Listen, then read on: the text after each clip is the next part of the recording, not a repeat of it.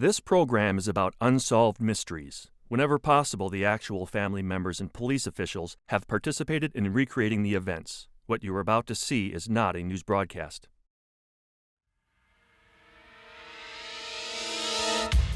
Vietnam. A wounded helicopter pilot was taken to a hospital with a fractured skull, shattered legs, and possible brain damage. 20 years later, Jim Meade is trying to find the heroic nurse who saved his life. In 1947, a strange craft crashed in a remote New Mexico field. The metal debris had startling properties and was covered with unusual markings. Witnesses claim it was a UFO. The military here at Roswell Army Air Base in New Mexico immediately announced that the object was a UFO. But within hours, changed their story and said it was only a downed weather balloon. Did the military conceal the most astounding discovery of the century? Join me tonight for the season premiere of Unsolved Mysteries.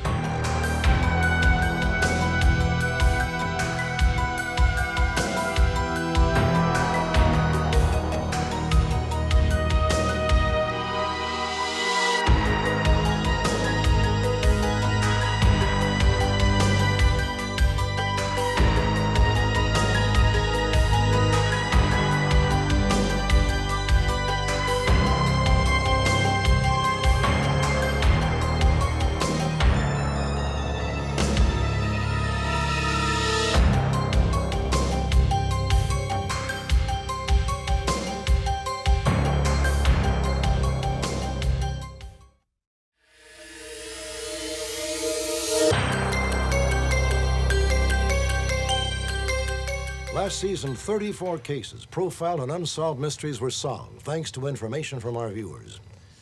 One recent case was that of Charles Muley, a 10-year veteran of the Slidell, Louisiana Police Department, who disappeared over 3 years ago while free on bail. On March 1st, 1985, Muley was arrested by fellow officers in a local motel room where he allegedly molested a 12-year-old girl. At the time of his arrest, he was a sergeant in charge of sexual offenses for the Slidell Police Department. His alleged victim was a young girl he was assigned to counsel. If Your Honor, please, considering the serious gravity On of September these 27, offenses, 1985, Charles Muley was indicted on over 25 counts relating to the molestation and rape of 6 young girls. He was released on $150,000 bail. 8 months later, on the morning that his trial was to begin, Muley was reported missing. 5 days later, a fisherman believed he saw Muley emerging from a swamp near Slidell. This was closely followed by a second sighting. This witness was shot at by a man dressed in hospital clothing, a favorite outfit of Muley's. We were convinced more than ever that Charles was alive, that he was in this area and he had not moved far from this area. For more than 3 years, Charles Muley's whereabouts have remained a mystery. Update. Charles Muley has been captured. Within minutes of our July broadcast, the FBI received several calls from viewers who reported that Muley was living in Ocala, Florida, 30 miles south of Gainesville, under the assumed name Joseph John Tranchina. Muley had seen our broadcast and left the Ocala area for approximately 3 weeks. When he returned on August 3rd, he was arrested by FBI agents and Marion County, Florida Sheriff's deputies.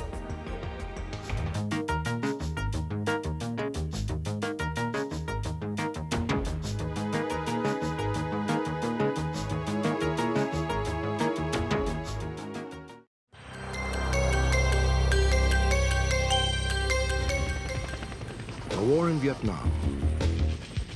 For the first time, helicopters played a pivotal role, the crucial lifeline between base camps and the soldiers in the field. The skill and bravery of a helicopter pilot meant the difference between life and death, freedom and captivity. A pilot's chance of being killed was 9 times greater than any other soldier's, and 1 out of every 8 helicopter pilots in Vietnam lost his life. These pilots truly were heroes. But there was another group of heroes in the Vietnam War, a group who remained largely unsung. Those heroes were the skilled and patient military nurses who dealt with the wreckage of young bodies brought back from the front and struggled to return those battered soldiers to a normal life. This section of the National Cemetery at Arlington, Virginia is dedicated to nurses slain in battle. It's one of the few memorials we have in the United States honoring them. Tonight we tell the story of an Army helicopter pilot whose life was salvaged by a nurse, Lieutenant Betty Stevens. For 15 years he's been searching for her, but mysteriously there is no record of where she went. What he wants to say are the simple but eloquent words, "Thank you." Perhaps someone watching tonight can help him. In 1965, 18-year-old Jim Meade Jr. gave up a promising college career and volunteered to serve in Vietnam. We tried to talk him out of it. The professors at the University of Oregon tried to talk him out of it. Finish college and then go. The war will still be there after you finish college. But he was determined and he went. Jim won his wings as an Army helicopter pilot in the winter of 1967. It didn't surprise me to see him want to give time to his country. And being in helicopters and being in the rescue mission and what have you, these were all part of Jim. Jim served in Vietnam for only 3 months, transporting troops to and from combat missions. Twice Jim was shot down. Twice he went back. On May the 8th, 1967, he was shot down for the 3rd time. This time, Jim Meade would not be able to go back.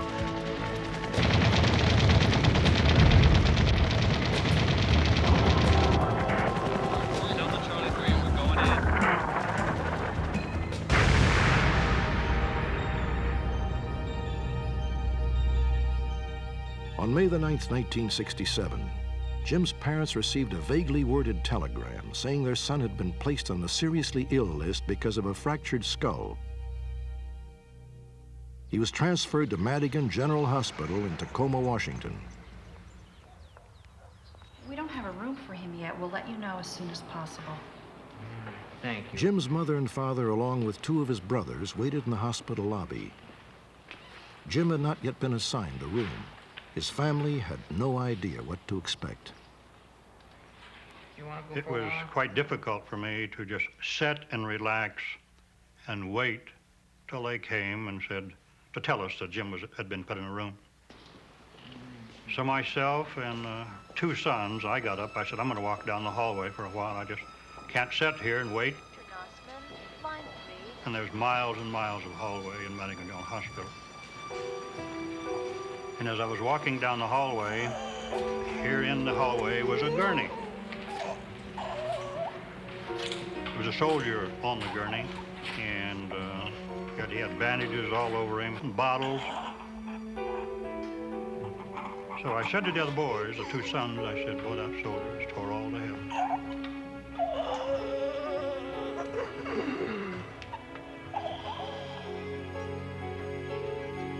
And after a while then, the nurse came to us and said, okay, we have your son in a room. Come go with me.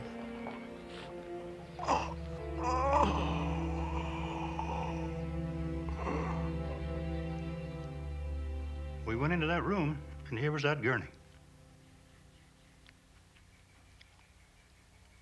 That guy that was tore all to hell was my son. Beyond recognition. And there was nothing we could do. That was a terrible thing, that there was nothing that we could do. Jim, it's Mom. It was just unbelievable. He didn't look like himself, you know, and of course he had all these tubes in him and all of these things. I worked in an emergency room, and I've seen a lot of things, but I don't think I have seen anything as horrible as my son was. Jim was in a coma. The helicopter rotor blade had fractured his skull. He made only animal-like sounds and flailed his arms involuntarily. Both of his legs had been shattered and were riddled with gangrene. Jimmy? The doctors feared that Jim would never come out of his coma. You're here. As a last resort, they assigned him to a ward with amputees who had served in Vietnam. The doctors asked the men to talk to Jim and act as if he could hear them, on the slim chance that the constant exposure to other people might trigger a response. Jim, what do you want to play now? I beat everyone at gin, poker, now you want to play blackjack? The experiment worked. After 10 weeks in the ward, Jim came out of his coma. He had no memory of his first 19 years. Jim had even forgotten how to talk and how to move his arms and legs. I didn't know that I'd been a helicopter pilot. I didn't know I'd been to Vietnam. I didn't know that I'd been injured so seriously. I didn't know anything. It was like a whole new world. Happily, Jim Meade continued to heal. Neither of his legs was amputated. Today, he's 42 years old and has made a miraculous recovery. Jim feels it is due in large part to the dogged determination of his nurse, Lieutenant Betty Stevens, who literally brought him back to life, and who for one crucial year was the most important person in his life. Nice and flat. There you go. All right, now start with this hand and this leg. Ready? There you go. Good. Grip that mat. Feel the mat. Keep your legs straight. Keep your legs straight. There you go. To learn how to walk, Come on. Good. I first had to learn how to crawl. Keep going. Lieutenant Stevens would get down on the mat with me There you go. and be right next to me and show Flat. me. There you go. Because I didn't have any coordination between There you go. my arms, legs, Okay, come on. and the Back up. commands from my brain. And so Come on. at the beginning, she would work on me and Put your legs teach me how to Good. crawl. Okay, now we're going to go the And, right one. Ready? and she would show me how to There. do it. Good. Good. I remember one time in particular, there were some basic trainees who had sprained ankles or whatever, and were in the hospital and were in physical therapy. Okay, get your legs a little bit further apart. There you go. And one time, or after a series of times, Get up. falling on my face, they started laughing at me. Look like a turtle, man. And I remember her getting so angry. What gives you the right to laugh at him? That is a person who has been at war. He's trying to learn things that are very easy for you. Now I want you both out of here right now. Come on, get out. And just the way she yelled at them and kicked them out, because she was so mad, it meant a lot to me. It just made me want to do what she wanted me to learn to do. When I was in so much pain that the people couldn't take me out of bed, I missed you in therapy. she would even come down and ask me how I was doing. And I was in so much pain that I was really crying. I know you're hurting, but you can't give up. And she responded that she knew that I was hurting. Getting stronger. The more you exercise, the stronger you're gonna get, and the less it's gonna hurt.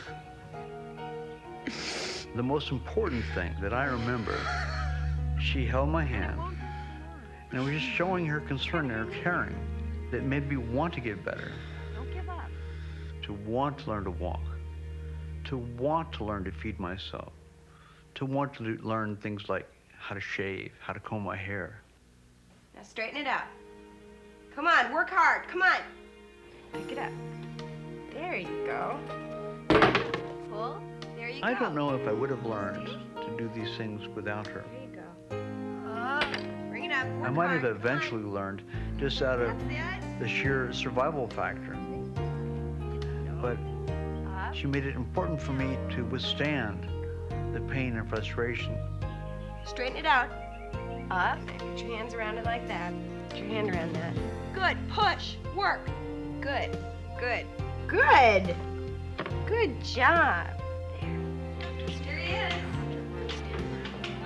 Hi, Jim. Because of her patient load, Lieutenant Stevens could give Jim physical therapy for only 1 hour each day. She felt he would benefit from going home for 30 days to work with his parents around the clock. We couldn't have gone as far as we did with Jim without her supervision. There are certain things in physical therapy that you can do more harm than good. And so therefore, her as the professional was showing us how to do it the right way. There we go. We're going to play ball today. For 12 grueling hours each day, Jim's parents tried to improve his motor skills and teach him how to talk, all under the guidance of Lieutenant Stevens. Can you roll it back to me? Come on, back here. Even when I wasn't in the hospital, when I was home with my parents on convalescent leave, I always wanted to get better and learn things so I could go back to the hospital and show her how much I'd improved. It was always important to me. Nearly 1 year after Jim had first arrived at the hospital, Lieutenant Stevens told him she was leaving the Army. She never saw Jim walk independently or had any idea that she had set him on the path to recovery. And over the years, I've thought about her many, many times. I'm not so naive to pretend that I'm the only soldier that she affected this way. As a matter of fact, she probably affected all of us this way, all of us that she worked with. But she was really important to me. And she always will be.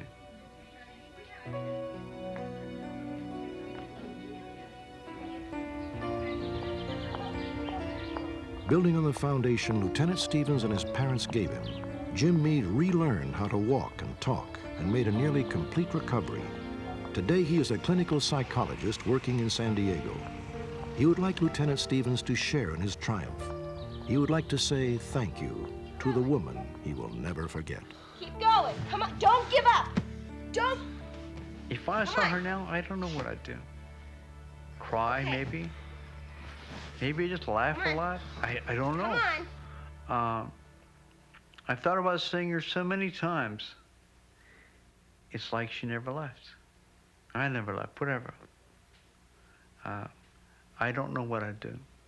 I just know this, it's always been important for me that she knows that I'm okay. The morning after our broadcast, Jim Meade's 15-year search came to an end when he received a phone call from one of our viewers.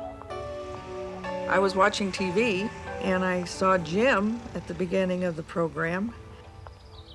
And I said to my family, I treated that fella when I was in the service. And the next remark was that they were looking for Lieutenant Stevens. And I thought, well, that was my maiden name. And at that point, I realized that this was going to be more than just a program to watch. On September 25th, nearly 21 years after they said goodbye, Jim and Karen were reunited. How are you? Oh, it's good to see you. How are you doing? Oh, I'm fine. You look wonderful. When Karen came through the door, I went and, if somebody else saw her, they might say that Karen's changed 200%. And my heart, Karen hasn't changed a bit. And I'm glad to tell her thank you. The reunion today has been everything I expected it to be. It will stand out as one of the most exciting days of my life. It's thrilling to see someone that has come back so far and made a success of their life. But a lot of people had a lot to do with Jim Meade's recovery. I was just a small part. It would be very difficult for me to put into words what this day has meant to me. It just makes the future that much brighter because I do know that now the dreams do come true. In a moment, we'll examine the extraordinary and controversial story of a strange craft that crashed in New Mexico in 1947.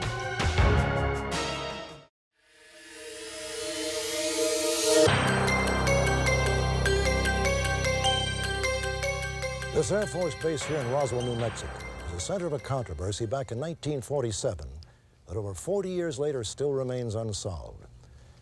Remnants of a mysterious craft were found on a remote ranch and allegedly stored here in Hangar 84. To this day, there are many who believe it was a UFO. When we first heard of the incident at Roswell, we assumed it was just another UFO sighting that could be easily explained. A distant aircraft, an errant missile, Or perhaps it was just a hoax. However, eyewitness accounts and disturbing evidence suggest that something strange happened here at Roswell, something that cannot be easily dismissed.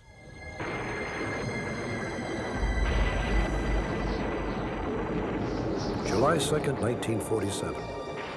A violent electrical storm sweeps over the desolate plains of south-central New Mexico.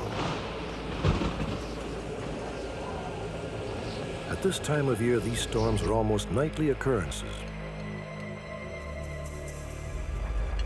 At his remote ranch house, Mac Brazel patiently waits out the fury of the storm.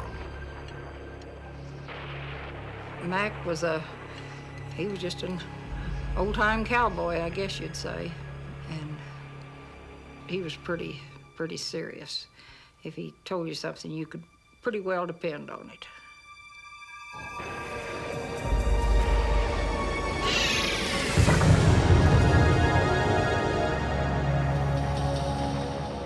Apparently, Mac Brazel heard a thunderclap that night that somehow sounded different.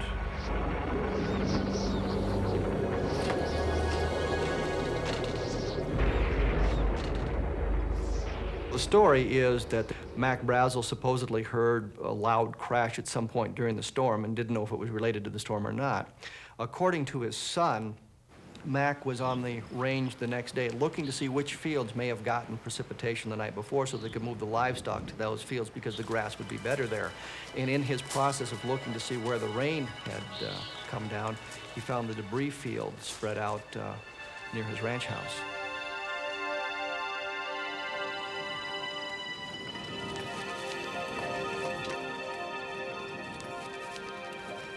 It was obvious that something had crashed in one of his pastures the night before. Whatever it was broken up beyond identification. The debris field was approximately 3/4 of a mile long, maybe as much as 200 or 300 feet in width. Scattered along there were bits and pieces of material. We refuse to call it metal because from the descriptions we have, it was more of a plastic-like material, very strong, very lightweight. The pieces of it were described as being 3 or 4 feet long, but as light as a feather, as thin as newsprint. There were metal beams that were slightly flexible, but very strong, and it was spread out all over the field. Some of the metal pieces appeared to have strange qualities and unusual tensile properties.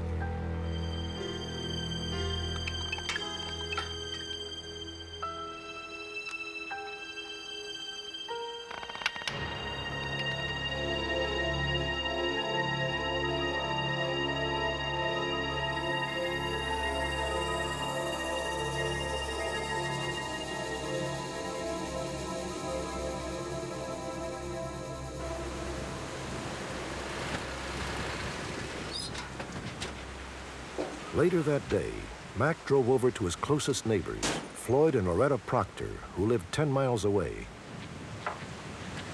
Afternoon, Floyd. Loretta. Hi, Mac. What brings you all the way out here? For Mac, he was excited. You know, he was wanting somebody to go down and check it out. And we should have went, but we didn't. Take a look at that.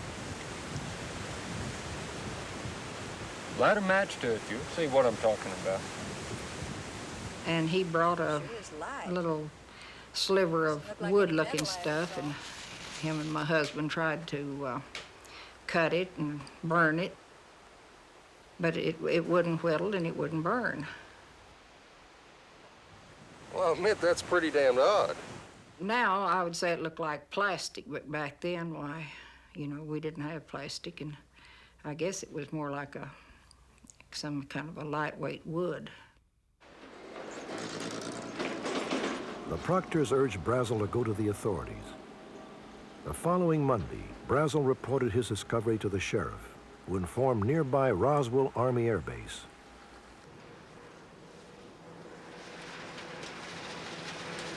That afternoon, Mac Brazel led 2 Army intelligence officers to the crash site.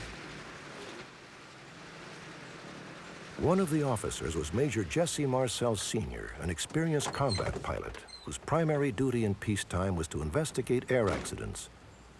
Why don't you just stay there, Mr. Brazel? Lieutenant? Even with his experience, Marcel was unable to identify what kind of craft it was. Marcel died in 1982, but before his death, he gave the following interview for a documentary film about UFOs. There were just fragments strewn all over the area, an area about 3/4 of a mile long and several hundred feet wide. So we proceeded to pick up the parts. He says, I tried to bend this stuff. He says, it will not bend. I even tried to burn that. It would not burn. See, that stuff weighs nothing. It's not any thicker than tinfoil in the pack of cigarettes. He says, we even tried making a dent in it with a 16-pound sledgehammer. Still no dent in it. One thing I was certain of, being familiar with all air activities, that it was not a weather balloon, nor an aircraft, nor a missile. It was something else, of which we didn't know what it was. Late on the night of July 7th, Major Marcel drove back to Roswell, his car loaded down with the unusual remains found on the ranch. Before going on to the base, he stopped by his home. He wanted to show his family what he had found. When he came back to the house, he had a bunch of wreckage with him at the time, and he brought the wreckage into the house, actually wakened my mother and myself out so we could view this because it's so unusual.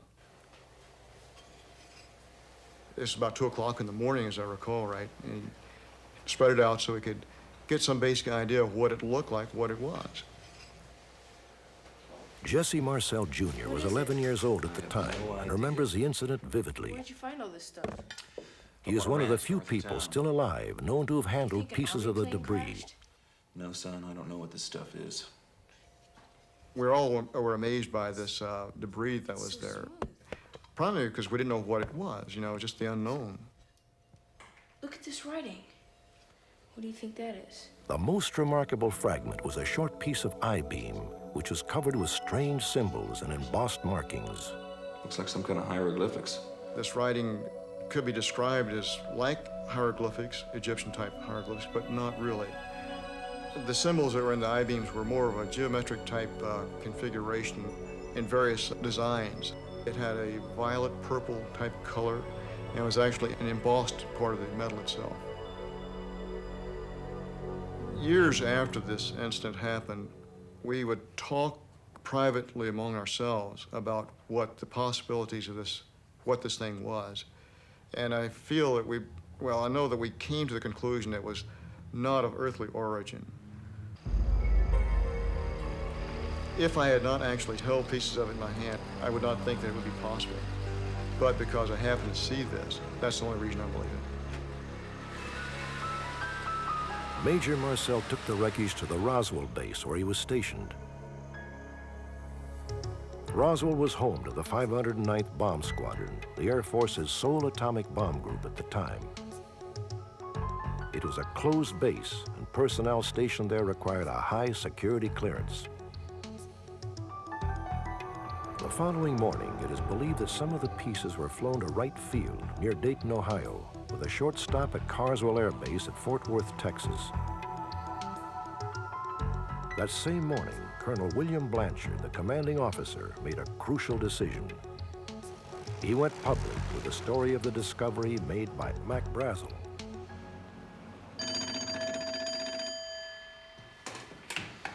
PIO's office, Lieutenant Hart speaking. Hart, this is Colonel Blanchard. Colonel Blanchard? Yes, sir. What can I do for you, sir? Second Lieutenant Walter Hott was a public information officer for the 509th at the time. Flying disc? You heard me, Lieutenant. Colonel Blanchard ordered him to issue a press release telling the country how the Army had found a flying saucer. I never questioned it. Yes, sir. In 1947, when a colonel told a first lieutenant to do something, the first lieutenant did that. I'm sure that had I asked Colonel Blanchard to see it, he would have said no, and that would have been the end of the subject. There's a little bit of difference. You didn't have any democracy back in 1947 in the military establishment. The press release read in part, The many rumors regarding the flying disc became a reality yesterday when the intelligence office of the 509th Bomb Squadron was fortunate enough to gain possession of a disc through the cooperation of a local rancher.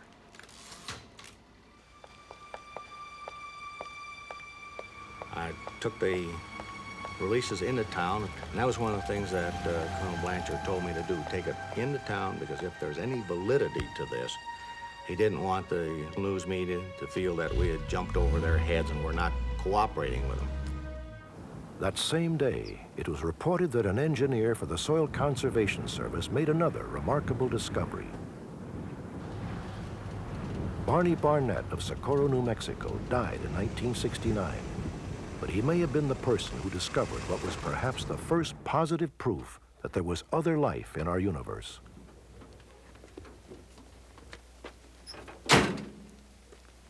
Barney was just a real straightforward, just what you would call a real straight guy. He wouldn't tell you one story out of color or nothing. That's why I was really surprised when he related this information to me about crash saucer. He told me that he come onto this spaceship. It was during the daytime. It was an oval shape, similar to what had been identified, you know, in different sightings and so on. And it had crashed and it had broken open.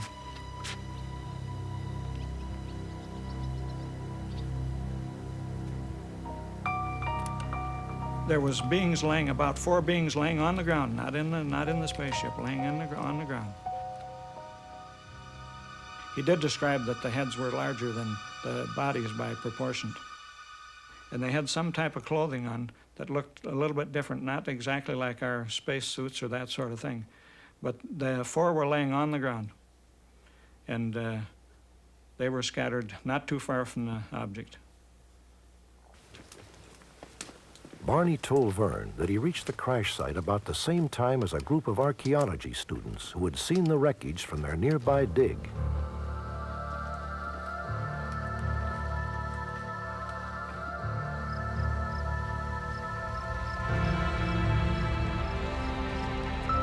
The military had also apparently discovered the second crash site after an aerial search, but they arrived too late to secure the area. Sergeant, get those people out of there and in front of this Jeep now. Barney Barnett and the students had a clear and detailed look at the craft and its occupants. When the Army showed up, they immediately escorted these people from the scene. And then at that time, they gave them a warning not to relate any information to anybody. From that time on, Barney never mentioned it to anybody until the time that he told me about the thing. Ladies and gentlemen, it is my duty to inform you. All efforts to track down the members of the archaeology dig had been unsuccessful. This is a restricted area. And from this moment While the on, Barnett story has only been told secondhand, many believe there is just too much supporting circumstantial evidence to completely dismiss it. When he first told me, I was sort of flabbergasted. I didn't know what to say, but I believed it because of his integrity. I'd stake my life on his reliability. He would never concoct any story. That's why I believe it to be true.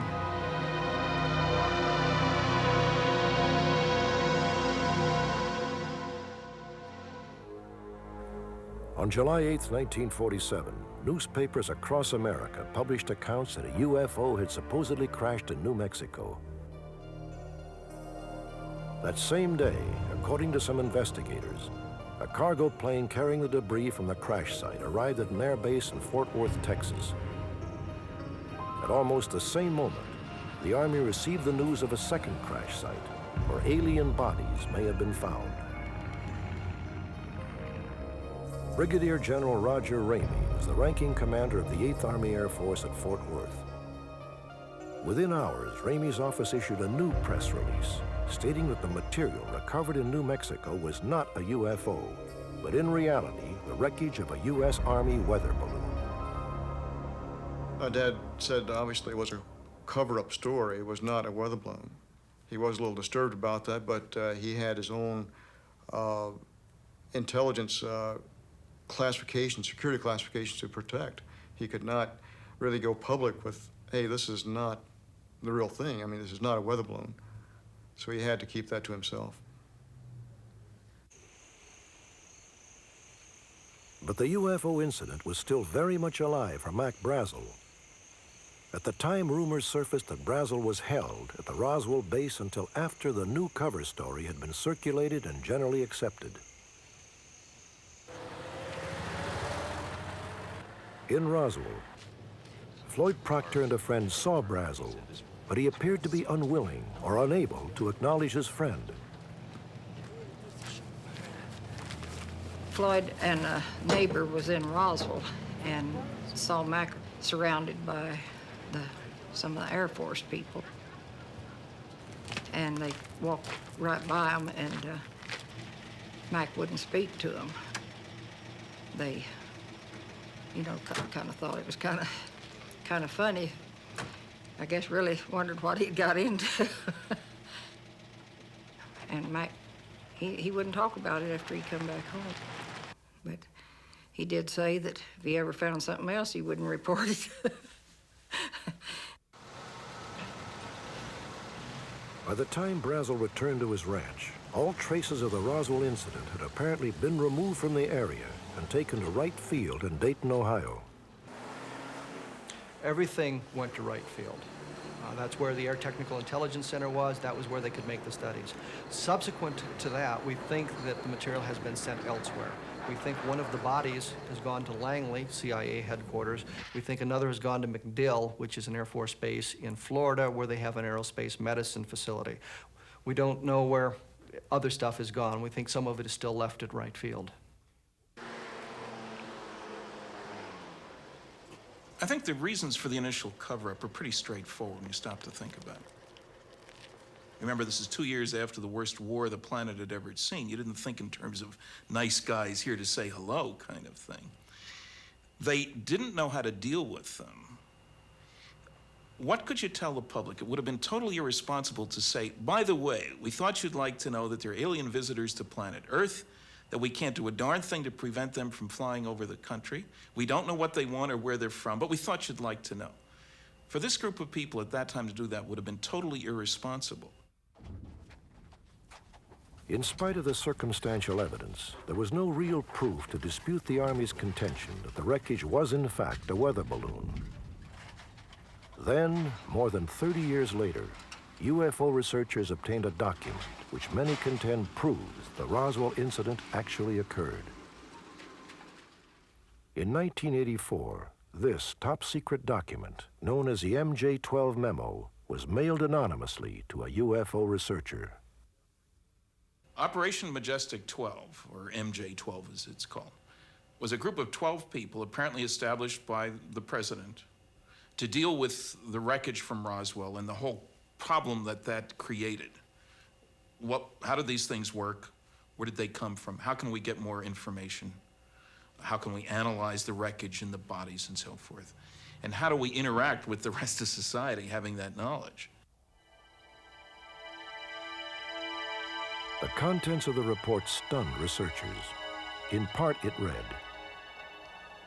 On 07 July 1947, a secret operation was begun to assure the recovery of the wreckage.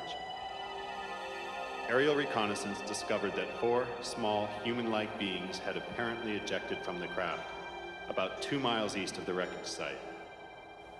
All 4 were dead. Civilian and military witnesses in the area were debriefed, and news reporters were given the effective cover story that the object had been a misguided weather balloon. The government has consistently refused to comment on the MJ-12 memo, and there is still no proof of its origin. But if we are to believe the MJ-12 document and the other accounts, then we must ask ourselves a fantastic question. Did our government, in 1947, really discover evidence that there is life in the universe outside our own atmosphere? Apart from Barney Barnett, there is only one man who has ever admitted to having seen these aliens. My husband, Oliver Henderson, otherwise known as Pappy in the Air Force, he was entrusted with many of this country's top secrets, and they were safe with him. He never told anything that he wasn't supposed to. And Therefore, it was 34 years after this incident happened that I heard about it. Captain Pappy Henderson was the man who piloted the plane that took the first pieces of wreckage out of Roswell. In 1981, 2 years before he died, he told his wife that in spite of military denials, the Roswell incident really happened. My husband told me the bodies were small, smaller than human bodies. The heads were larger and the eyes were rather sunken and a little slanted. Clothing was of material unlike anything he'd seen before. They were strange. They were not of this earth.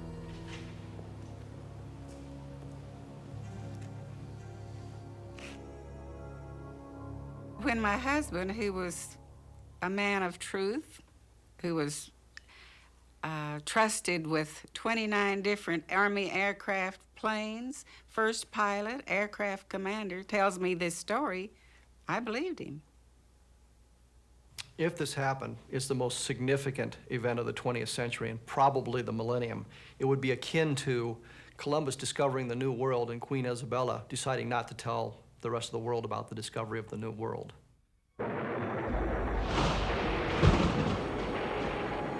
More than 40 years have passed since that hot summer night when a violent thunderstorm swept over the Brazel Ranch. The military declared that the remnants found in that remote field came from a downed weather balloon.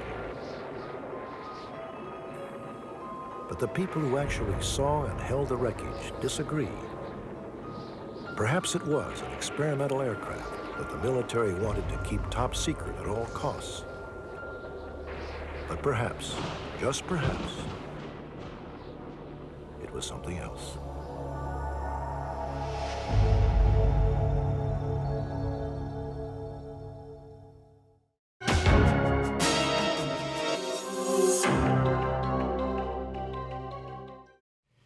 Next week on Unsolved Mysteries, we will feature a special appearance by the director of the FBI, William Sessions, who will ask for your help in tracking down several of the most dangerous fugitives in the United States. We will visit Ambridge, Pennsylvania, where several parishioners of the Holy Trinity Church claim they witnessed a miracle above the altar during a religious service. And we will profile a clever con man who has targeted nudist camps across the country for his devious scams. For every mystery, there is someone, somewhere, who knows the truth. Perhaps it's you.